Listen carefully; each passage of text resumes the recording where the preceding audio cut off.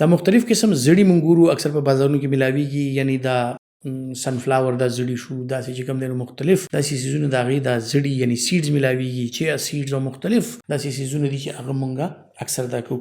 نن د کدو د زړي باره کې خبرې کوو چې د کدو زړی چې کوم دی د دې صحت باندې څه داسې دغه دي اثرات دي، ښه اثرات دي یا بد اثرات دي. یا د کدو زړی اکثر خلک استعمالوي په مختلف سیزونو کې، لکه سپورې هم خوري، هغې نه علاوه چې کوم دی نو په سویټ ډیشز کې، په حلوا کې یا مختلف داسې سیزونو کې هم استعمالیږي، یا اکثر خلک پلاو کې هم استعمالوي، خپلو پکوانونو کې یعنی خوراکونو انګولې کې هم استعمالوي. نو ګورو چې د دې زمونږ په بدن باندې څه اثرات دي.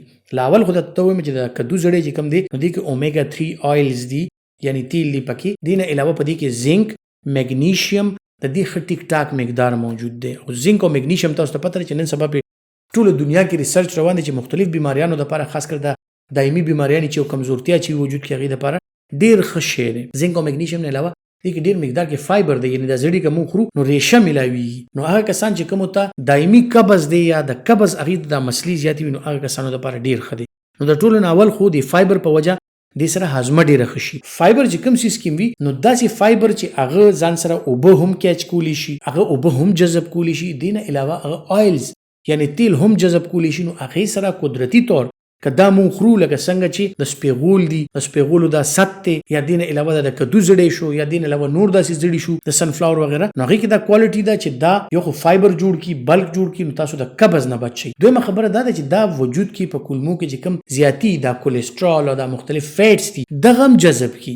دغه جذب کولو سره چې کوم دی نو ستاسو د کولیسټرول چې زیاتیږي یا د وینې غوړ زیاتیږي یا هغې سره چې کوم دی نو مختلف داسې بیماریانې راځي، هغې سره هم هغې نه بنده محفوظه وي. د زنک او د میګنیشیم خبره مو وکړه. نو زنک او میګنیشیم، زنک زموږ د بدن د هر یو خلیې لپاره، هر یو سیل لپاره او د صحت یعنی کا ذهني صحت وي، کا جسمانی صحت وي، کا هغه زموږ د سترګو نظر دی، کا هغه زموږ د غوږونو اوریدل دي، کا هغه زموږ ویښته یا سکین دی د دې صحت دی، او کنه جنرال زموږ د پټو او د اډوکو صحت دی. او بیا چې میګنیشیم ته راشو نو خصوصا شوګر، بلډ پریشر او دغه سیزونه د زړه بیماریانې دا پکې راشي، ورسره د جګر او د ګردې صحت راشي.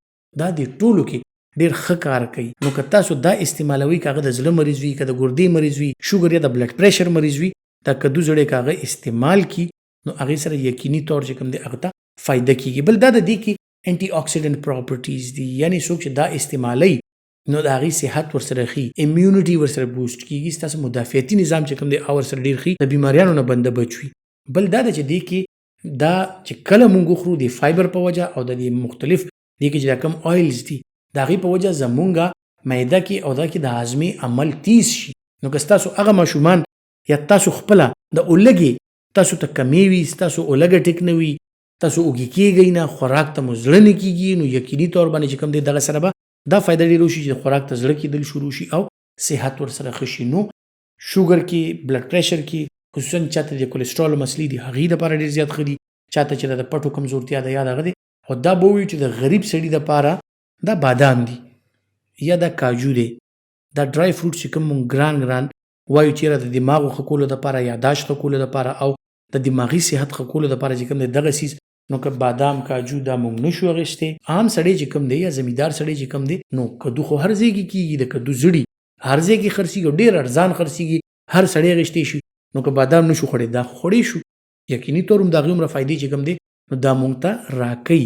که هغه عمره ني کم از کم د هغې برابر یا هغې پورې نږدې فایدې دا مونږ ته راکوي. نو که مونږ د دې څیزونو استعمال وکړو، دې بعضې څیزونه د مونږ سپک نه ګورو، یعنی کدو که مونږ پیټه کدو دی، که دا سم کدو دی، خاص کر دا پیټه کدو دا چې کله دغه شي دا زړي مونږ لړه کړو، نو که دا مونږ وچ کړو کور کې استعمال کړو خورو یې نو یقیني طور چې کوم دی دې سره به زموږ صحت ښي. دا بعضې واړه څیزونه چې کوم دی دا کوشش کوئ چې دا هم په استعمال کې راولي، یعنی الله تعالی ډېر څیزونه داسې پیدا کړي چې د هغې استعمال چې کوم دی نو مونږ کولی شو، خو مونږ یې کوو نه د خپل کم علمۍ په وجه باندې یا څه به ووایم چې د څه په وجه.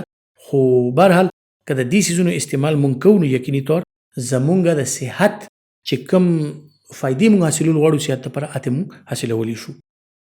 کوشش دا کوئ چې ساده خوراک، ساده زندگی، اکسرسایز او ښه ریلیکس ژوند تېروئ، د بل خیال ساتئ، خپل خیال ساتئ، نو انشاءالله چې ستاسو صحت او ستاسو حالات او استوګنه چې کوم دا به هم ښي، د نورو به هم ښي انشاءالله. خپل خیال ساتئ. الله پامان.